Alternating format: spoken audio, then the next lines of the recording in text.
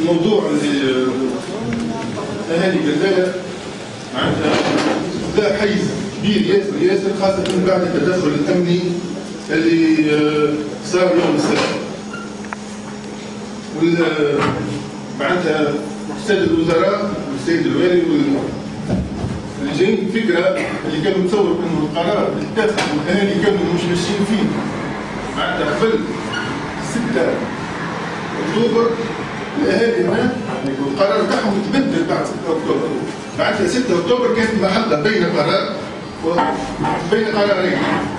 القرار الاول هو انه كانوا قبل مستعدين باش يمشوا في قرار 31 ديسمبر 2013. فهمت؟ باعتبار انه معناتها ما نجموش نعملوا حل جذري، باعتبار ما نجموش نعملوا حل آلي، باعتبار ما نجموش نعملوا حل، باعتبار ان اولاد جربه دونك نجموا مش مشكله نجموا نساعدوا باش نحلوا المسبب مقابل انه حل نهائي. لكن الاحداث اللي صارت يوم 6 أكتوبر خلت كل اهالي الجزيره، كل اهالي جزيره خاصه يبدلوا فكرتهم 180 درجه. معناتها يقولوا لك احنا قدمنا صدورنا، ضحينا بارواحنا، نجم كان نهار يكون ثم اموات ثم ضحايا ثم شهداء، على خاطر ثم سوء تسيير، سوء تصرف، سوء تقدير للوضعيه الموجوده في جلاله. اذا بعد هذه الاحداث الثقيله واللي كانت يمكن تكون فيها ارواح، احنا توا رافضين رفض قطعي لفتح مصر.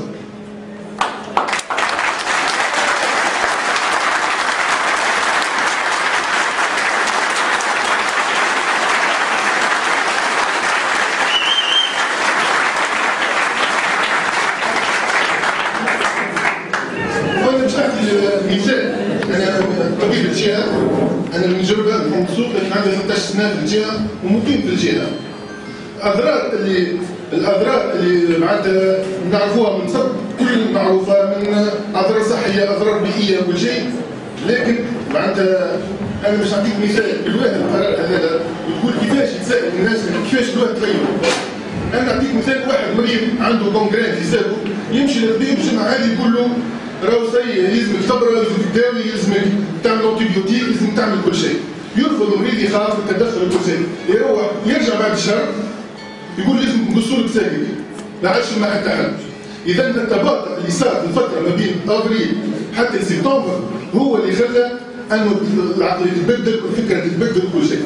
معناتها هذا هو الاشكاليه اللي صارت كبيره اللي خلت الاهالي معناتها يقرروا انه معناتها قبل اللقاء هذا الناس كلها اجتمعت، تلاقينا مع الناس الكل، حكينا مع الشباب، الكهول، الشيوخ، المسؤولين، فهمت المنطقه كل، على خاطر 6 أكتوبر ما كانش فئه تاع 40 ولا 50، كان كلنا كل ضد التدخل الامني اللي كان مش في محل، معناتها كلنا الكل.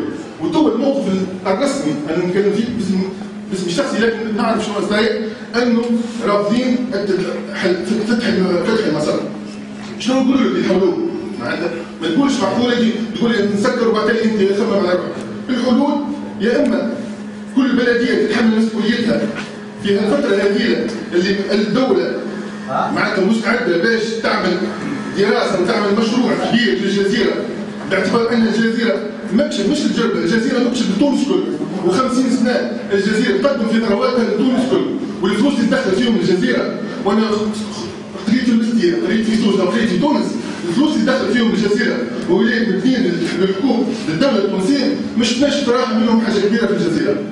اذا يا اما البلديات كلها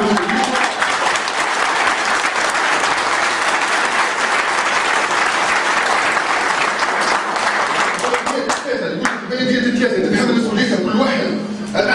احنا صبرنا 5 سنين مقابل هم على الاقل احنا نوصل في اكتوبر، لو 18 اكتوبر مازال على 31 ديسمبر 2013 عام 14 شهر.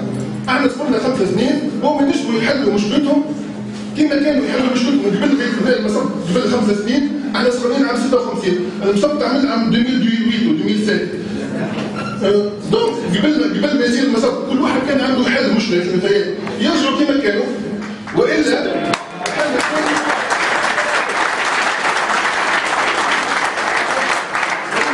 الثاني هو احنا جزيره جربه هي تابعه ولايه مدنين واحنا تابعين ولايه. اذا معناتها اذا ثم مصب حامل تنجم الريفات هذيك تمشي بمصب حامل، اذا معناتها والا اعطونا ولايه وحده تنحل مشكلتنا.